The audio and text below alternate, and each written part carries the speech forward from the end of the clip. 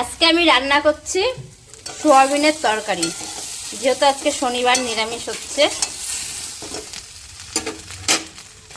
দেখো এখানে সোয়াবিন আলু দিয়ে ভালো করে ভেজে নিয়েছি, লঙ্কা চিড়ে দিয়েছি, আর কিন্তু আমি জিরে ফোড়ন দিয়ে দিয়েছি তেলের উপরে। দেখো ভাজা হয়ে গেছে। এখানে আমি দিয়ে দেবো পরিমাণ মতন জিরের গুঁড়ো।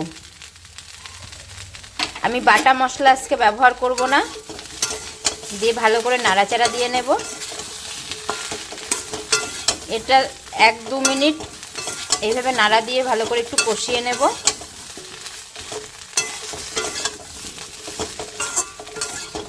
দেখো কষানো হয়ে গেছে।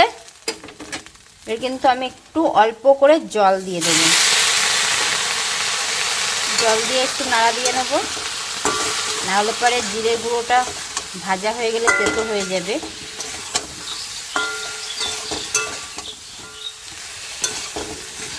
আমি মশলাটা 8-2 মিনিট কষিয়ে নিলাম ভালো করে। কষানো হয়ে গেছে। পরিমাণ মতন জল দিয়ে দেব।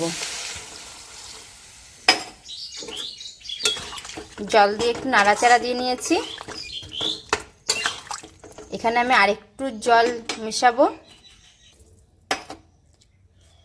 পরিমাণ মতন হলুদের গুঁড়ো দিয়ে দেবো। একটু নাড়াচাড়া দিয়ে নেব।